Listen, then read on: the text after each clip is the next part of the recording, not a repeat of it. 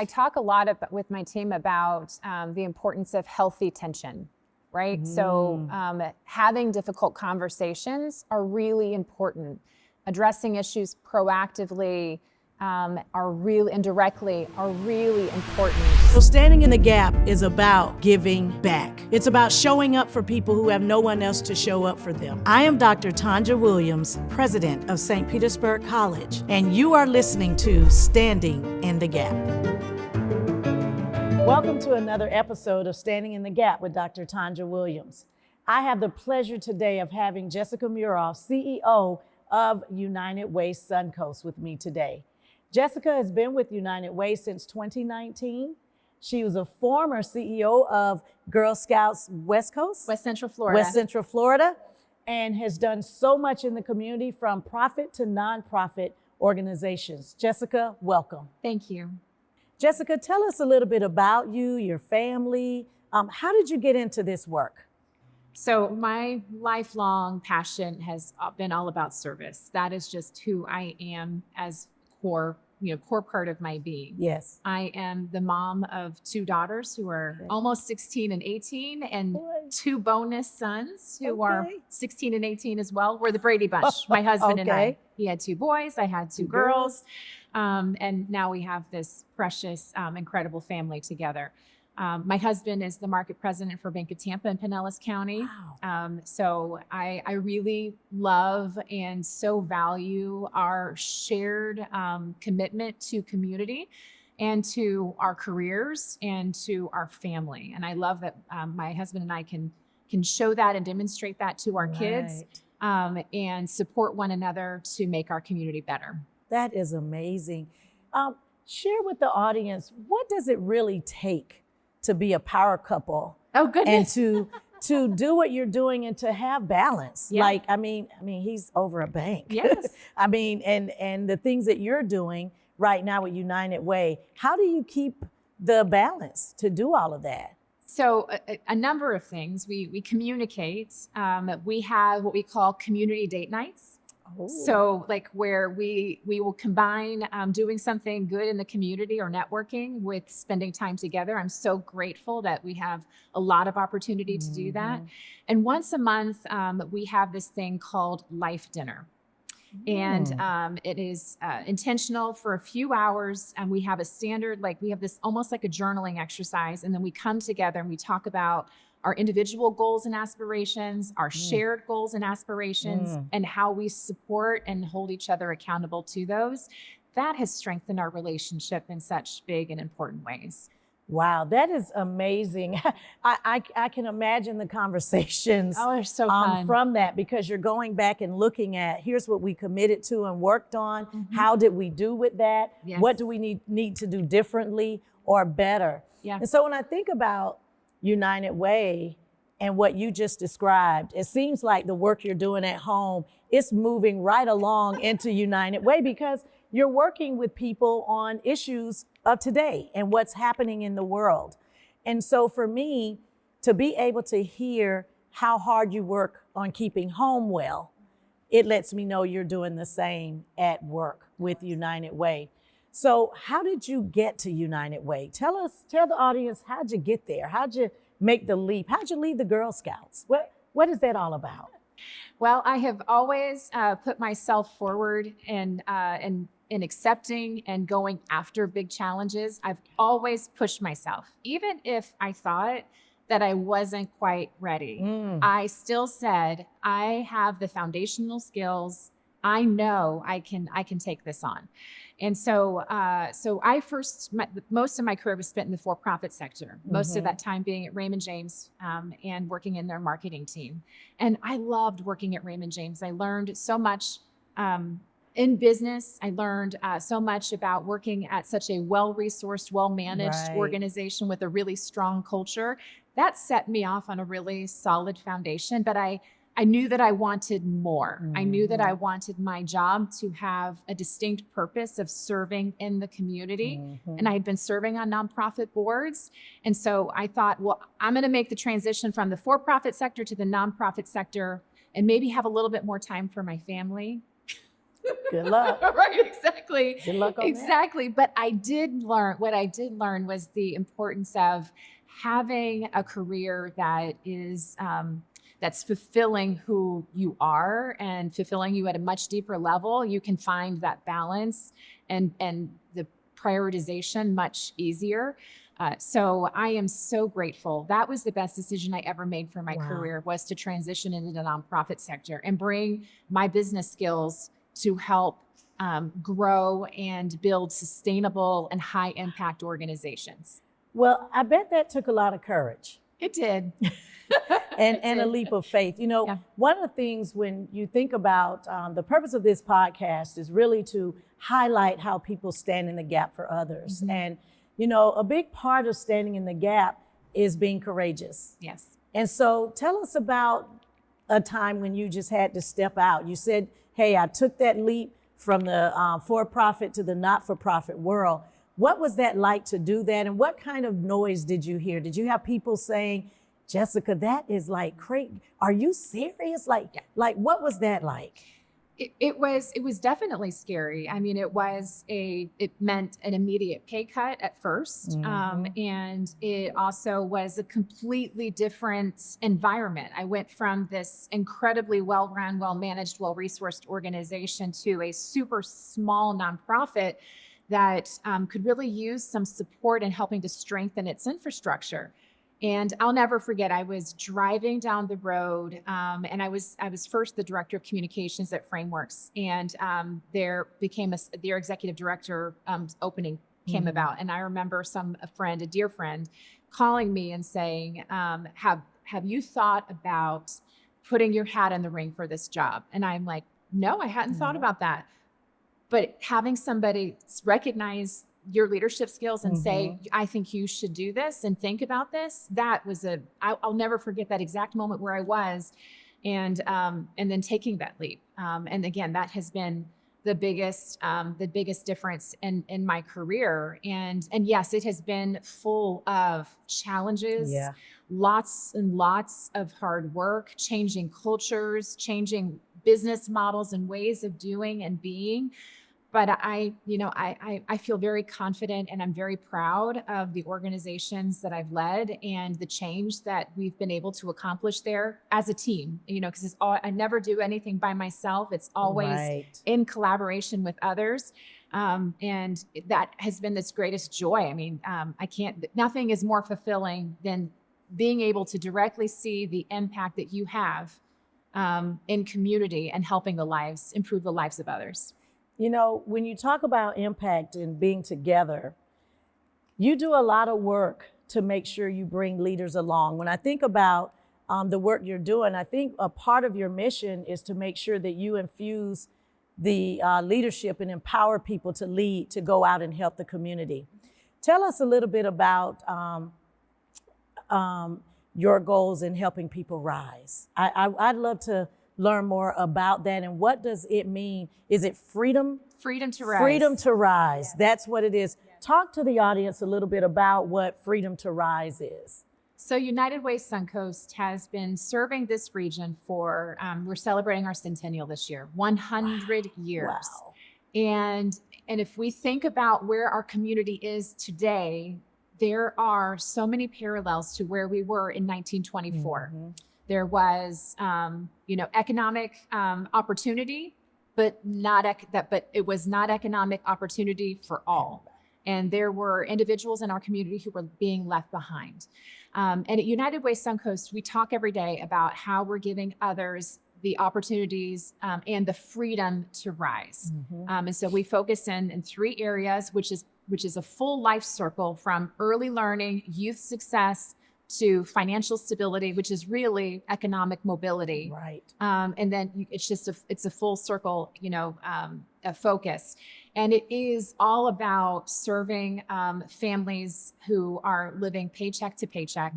Our ALICE report that we put out every 2 years, it's an acronym that stands for Asset Limited, Income Constrained, Employed. Yep. So what I want everyone to understand is that these are individuals who have full-time jobs. They are working. They're the working poor. And they're living paycheck to paycheck, and they cannot afford a basic household budget.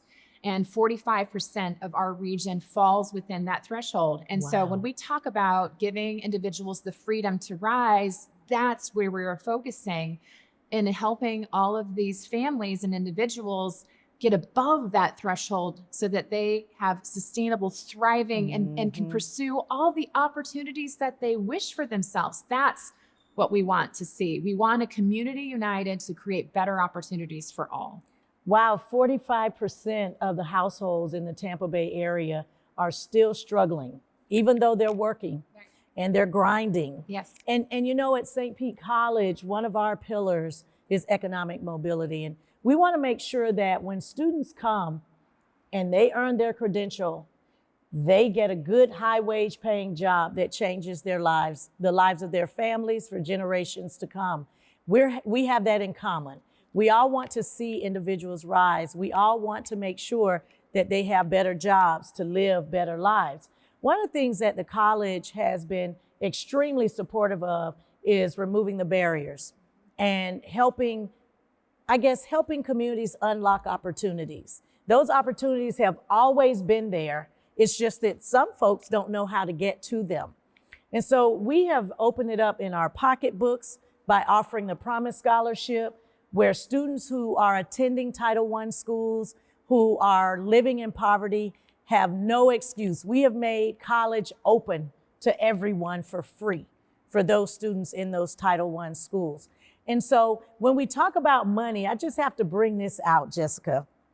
I think it was 2020, you guys got $20 million from MacKenzie Scott. Yes, we did. You know, speaking of commitments and things in the community, in 2020, you guys received, I believe it was $20 million from MacKenzie Scott to continue to help people rise. Tell us what that meant to you, but also what'd you do with all that money? Thank you. It meant the world to us. And we had no idea that this gift was coming. MacKenzie and her team did all of their research behind the scenes and made their decisions before reaching out to the benefiting organizations. That has been a transformational community gift. So I want to be clear that this is a gift for the community, and we have invested those dollars to respond to the housing affordability crisis that has been going on for years. $3 million there. We kept more than 6,000 families in their home or found new and sustainable housing for them. We've responded to 2 different hurricanes that have impacted our region in the last few years. We have been building the capacity of our nonprofit partners so that they can strengthen their infrastructure to do more in community. In fact, because of these partnerships, those nonprofits have been able to leverage an additional $1 million of other funding sources in their work. Early learning, we're spending $5 million in infrastructure and supports for early learning across our 5 counties, really making sure that that children are entering kindergarten prepared to learn, and strengthening those childcare centers, the quality of those childcare centers, which is the workforce behind the workforce. If you think about it, those working families need a place for their quality educational place for their children to be during the day while they're working. So those are few. We're about to launch funding innovation within nonprofits and funding navigation, because we hear, just as you said, how can we continue to remove barriers for families to thrive? And navigation is one of the most important things we can do to that end. So we do a community report every year about all of these investments that we make into this work. And we are tremendously grateful for the impact that she has had in our region because of her generosity. Absolutely. You know, one of the things you talked about was partnerships. Yes. And also the work that you're doing in the community to ensure that you spread the wealth to help all communities. And you know, that's one of the things with the college. You know, we're really working on community engagement and making sure that we're an institution that's just not on the corner of the community, but a part of the community. What else have you done to make sure that you remain relevant in the community and that it seems to be continue to give? Absolutely. So we continue to lean on data. So we have dashboards that we look at, indicators of community and individual and family health, so that we can make sure that where we are investing and supporting, that it's making the biggest impact. True to our name, United Way, we never do something in a vacuum. It is always in partnership with others. And that convening, that collective impact is very powerful. We partner with over 200 nonprofit organizations in the region. So whenever we are investing or doing something, so as you say, standing in the gap, if we know that a foundation is doing a body of work, or a nonprofit is doing a body of work, United Way says, okay, where are the gaps perhaps, or how can we come alongside to fill any unmet needs that complements that work? So we work so hard to make sure that we are only amplifying good and not duplicating resources or services. So we definitely use the Alice report at SPC, just about the whole state of Florida. Actually, that is a very good report. It gives us good feedback on what's happening. What do you believe are the main gaps that haven't been addressed? Like, when you look at what's happening in those households and what's happening in those families, for us at SPC, we're focusing on education and making sure they get trained, or they get a degree or a certificate, something that's going to help their families move forward. What are some of those other gaps besides the workforce that you see that's continuing to widen, that's, getting out of control, like way out of control? Well, education, right? Okay. So if you think about our children reading on grade level by third grade, 50% on average 50. Across our region. That is a statistic that none of us should accept. And actually, I'm stunned in 2024 that is our fact and our reality right now. Are we saying 50% of our children are not reading on grade level? Yes, by third grade. Wow. I think it's 48, but it's gotten worse since the pandemic, of course, because we had to do so many things virtually, and we're still recovering from that. But that is a statistic that we should not be acceptable, and that we should be working so hard to change, because that changes the trajectory of that human life. Right. And it is, if you look at the Florida Chamber of Commerce, they will tell you that this is one of the most important investments that we can make to the future of our workforce and the future of businesses. And so that is a big part of where we focus our work, and making sure that we're filling that gap. And it's not a one size fits all type of strategy either. We also know that different races and ethnicities also have a bigger percentage and proportion. So we know that we have to focus and tailor our work to meeting those needs and filling those gaps. You're really spot on when we talk about education and some goals that are needed. At the college, we have our education programs where we teach teachers how to teach, and how to be prepared to help students learn how to read. But if we have 50% of our children cannot read on grade level, there has to be something different that we do for them out there, even in the community. And I'm thinking the wheels are turning as to how can the college be more involved in helping, whether it's higher ed or a community center or another group, help students learn how to read. Because if they don't learn how to read in the third grade, when they get to college, they're still going to be behind in reading. And if both of our organizations are interested in economic mobility and helping people make money to live better lives, how do we do that if we have 50% of our children are already starting behind the start line? So I'm hoping that that's something we can partner on to really look at what could the college's role be in helping whomever in whatever way. I would imagine, and this is going to sound like crazy, as you look at all the data and the things that you have access to, I'm assuming you're using predictive analytics as to what's to come down the road. Like what could be some hidden jewels that we could tap into to help make those improvements? Anything come to mind, like since the pandemic, that you feel we're working at the speed of change, But these are the things that I think are big ticket items that we need to work on going forward. You know, so early learning being a big piece of that, which we've already discussed. Navigation and ease of navigation. You know, when a family is in crisis and needs support, we should make that as easy as possible to connect them to the right resources. And when we did our community survey and developed our strategic plan a few years ago, that was next to affordable housing, which is another huge, that's huge. I mean, so I'll get to that in a second, it was navigation and how difficult it is to navigate the social service infrastructure. And sometimes, you know, some people feeling they just give up because it's too hard. And then you think about the rising cost of housing and transportation.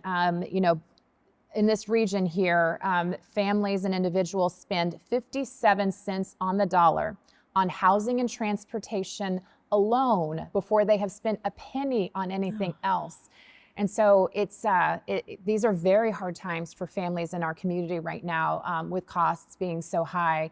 And you know, but that's something that what innovative ways can we come together to build housing affordability options for our individuals and families, our workforce, so that they can, you know, have that economic mobility. Right. There has to be options and innovation there.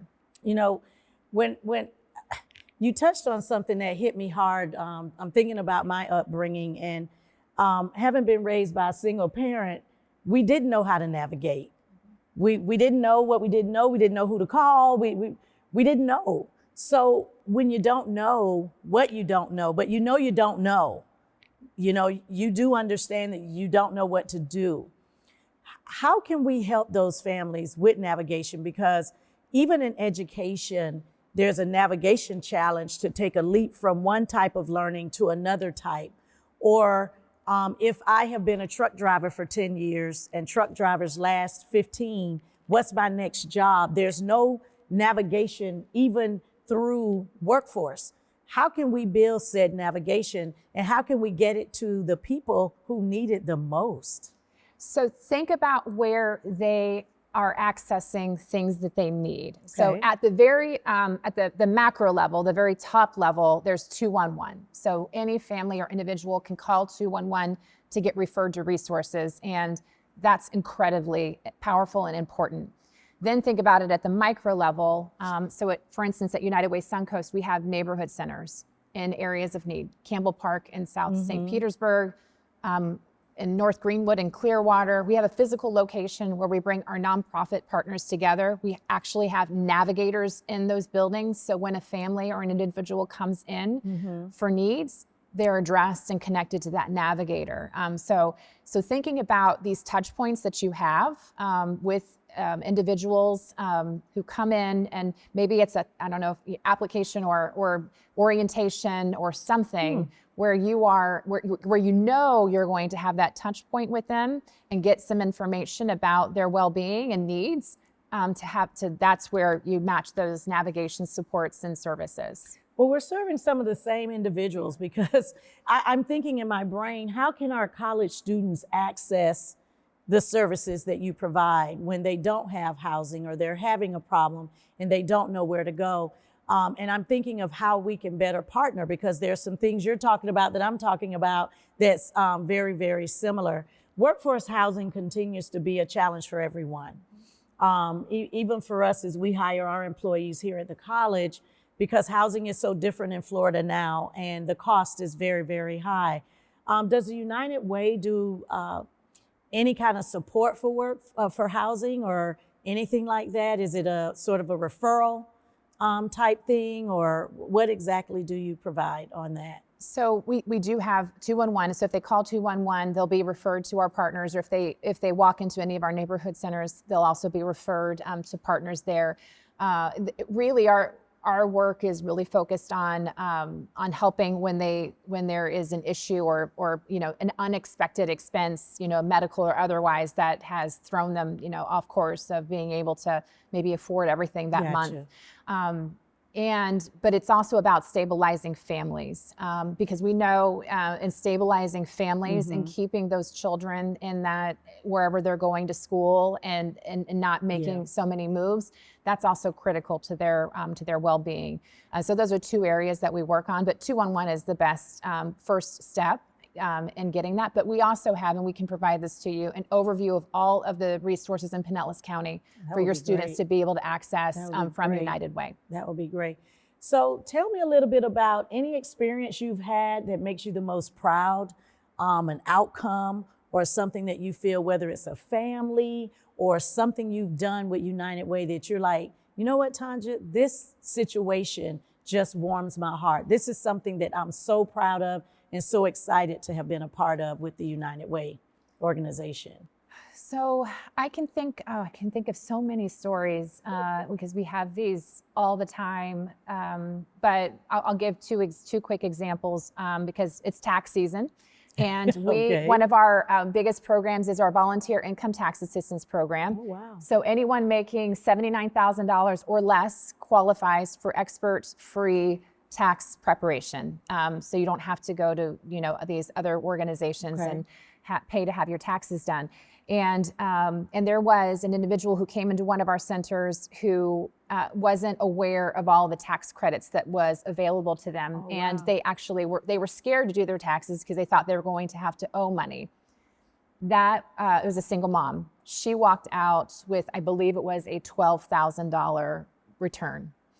And that is life-changing for her. And that's the importance and power of this free tax preparation program that we have to help families make sure that they're doing their taxes appropriately and also getting the maximum benefits that they're entitled to. Wow. And the other is around early learning in Campbell Park. We began working with a woman who was doing in-home child care. And we began working with her, helping her with professional development, helping her with the tools needed to really strengthen her in-home childcare. She then was able to have the tools and resources to open up her own facility. Wow. And now she is opening up her second facility. So not only are we increasing the quality of early learning for those children and families in that area, we've also been able to help a small business owner grow her business. And that's a win-win. That is a win-win. And, there's nothing more important to us than to see people change their lives. And, at the college, I think for me, one of the most important things that I brag about a lot that's dealing with economic mobility is that SPC continues to be the #1 college in the state of Florida for high wages, meaning that our students are making more money than the average college graduate in the state college system. And I'm very proud of that. And a lot of that has to do with laser focus work on making sure that our programs are relevant, that they're high wage, and they can be life-changing. That's very, very important. I sit across and I look at you and I think, this chick is bad, right? Right? So when you look in the mirror and you walk past the mirror, do you ever say, Jessica, you rocking it, like you killing it? Like, do you ever get just so tickled pink and so proud of where you came from and what you're doing? Yes, yes. And most of the time, if I'm looking in the mirror, I'm trying to pump myself up. But for me, it has to be a shared recognition because I have a tremendous team, and I'm so incredibly grateful for my team and the things that we get to do in community. So, it's not about me; it's about we. And I feel very fortunate that I have the honor and the privilege of serving the community the way that I do. That's amazing. So, what can we do to support the United Way? In many ways, there are so many opportunities to get involved with United Way. You can volunteer. You can, if you are a business and you want to partner around fundraising and have United Way be one of your partner, charities to give to, we can do that. We have a lot of tools to help with that. You can also just get involved in in so much of our work to help us make the decisions about how we're making investments in the community, helping us to advocate for our Alice families and the support and services needed.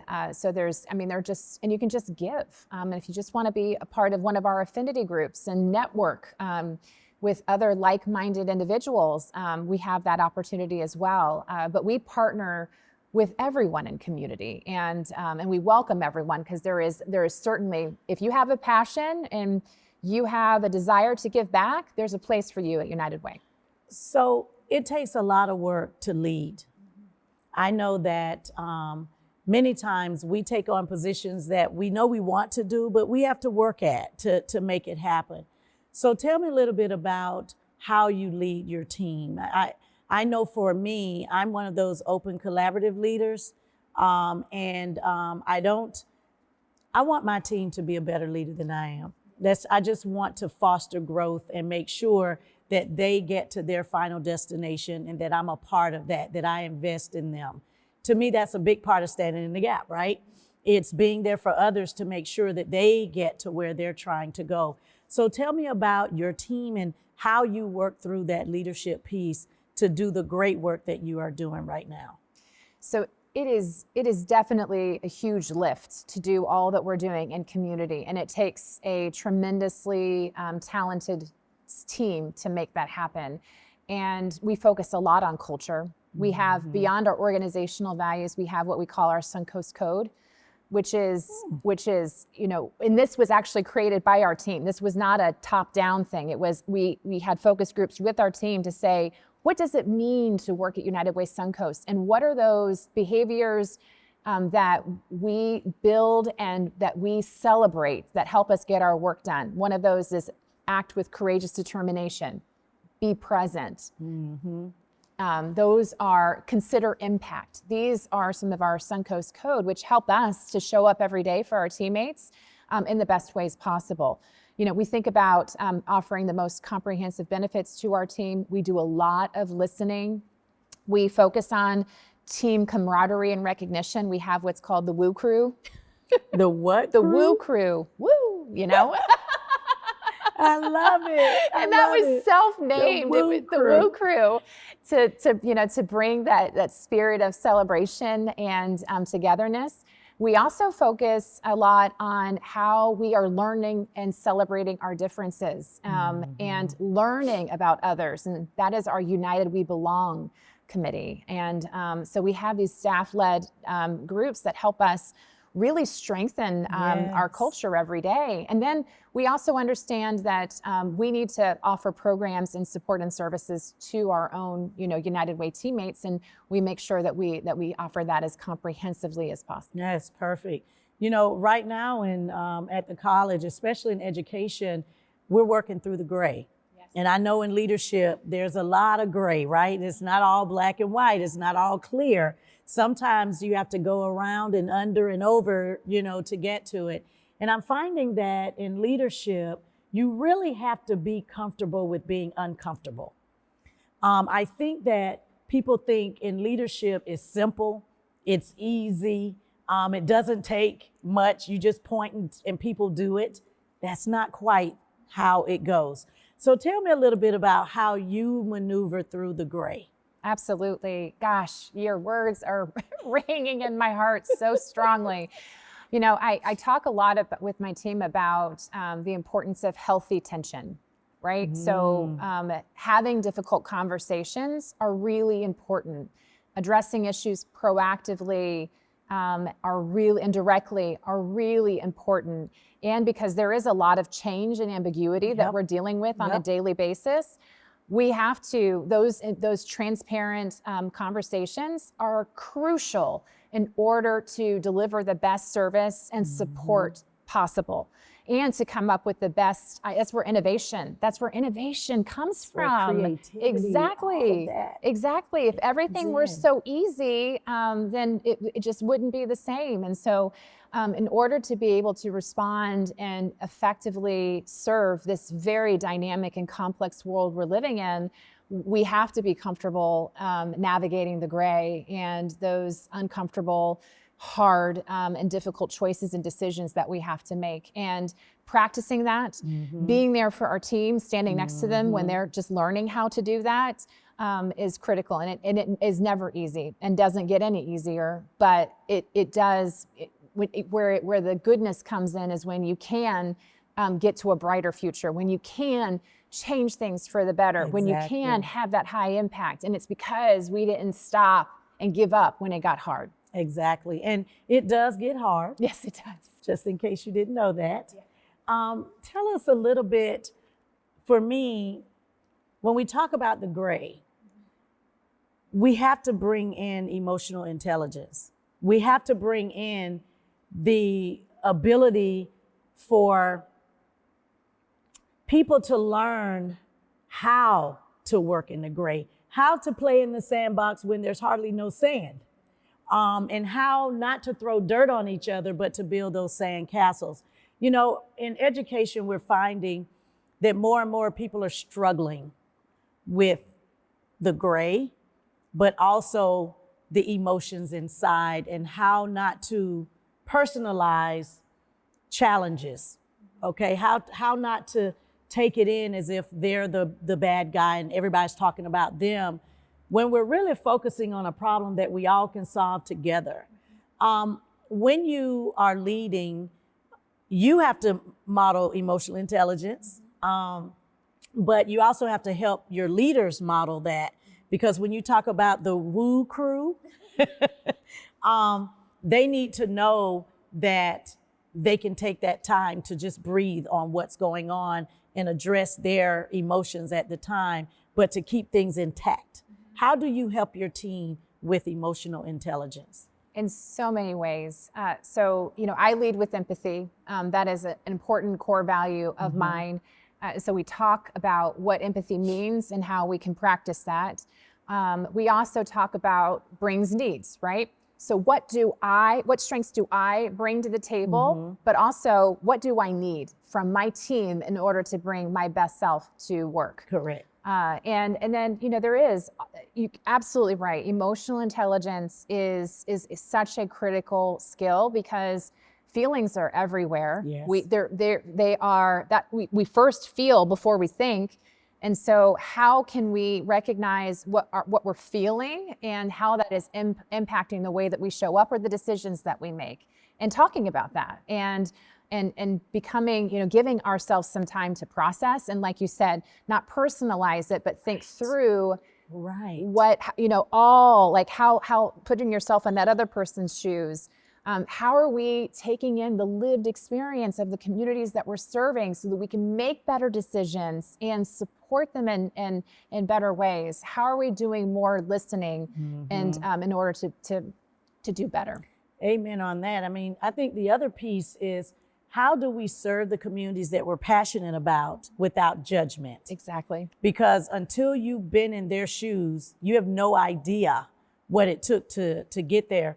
And I tell people at the college that some of our students are literally crawling across the threshold with every strength of bravery that they have to say, I'm here. I'm 40 years old and I'm just trying to live my best life. And to be able to have leaders who welcome that. And you say you lead with empathy. That is so critical. To be able to see them and hear them so that they're not hidden figures in the community or being judged. I think that is a critical piece to go forward. But I do believe, Jessica, it's important for us to invest in our leaders. Yes. And invest in everybody's a leader. That's the other piece. It's not the title. You know, I'm a firm believer that the title does not make you, you make the title. So regardless of your role, you're a leader and you bring something good to the table. Everyone has to be able to recognize that everyone is a leader and they deserve to be respected. And I think that's very important. And you've clearly stated that that's what you're doing in your leadership. Okay, my last question. If I'm a charity that I've learned a lot about United Way today and I want in, I'm ready. I want to be a part of the movement. What's my first step? What do I do to get involved? Well, this is a great year to get involved Okay. for several reasons. One is we are going to, in the fall, we'll be investing our next grant cycle, or launching our next grant cycle. Okay. So any, 501c3s and you just go to our website and you can see the minimum qualifications and the investment streams that we have open in financial stability, early learning, and youth success, and put in a grant for United Way funding. So that's opening up in the fall. Okay. We also, if you have volunteer opportunities, so if you want volunteer members and be able to promote those opportunities in community, you can just sign on. You just go online you click on the volunteer button in our portal. You can also sign up to list your volunteer opportunities for the thousands of volunteers that come through that portal with us every day. And then we also have a lot of data. So our ALICE report is a huge resource. We have a housing affordability dashboard. We have an early child care crisis dashboard. So we have a lot of data, and that's also important so that if you are wanting to promote a piece of your mission that is relevant in those areas, you have the data to back you up from United Way. Perfect. Thank you so much. I've learned so much from you today, and I'm so glad that you're here. Looking forward to our next visit. I'm so grateful for your partnership and for your leadership. Thank you. Thank you so much.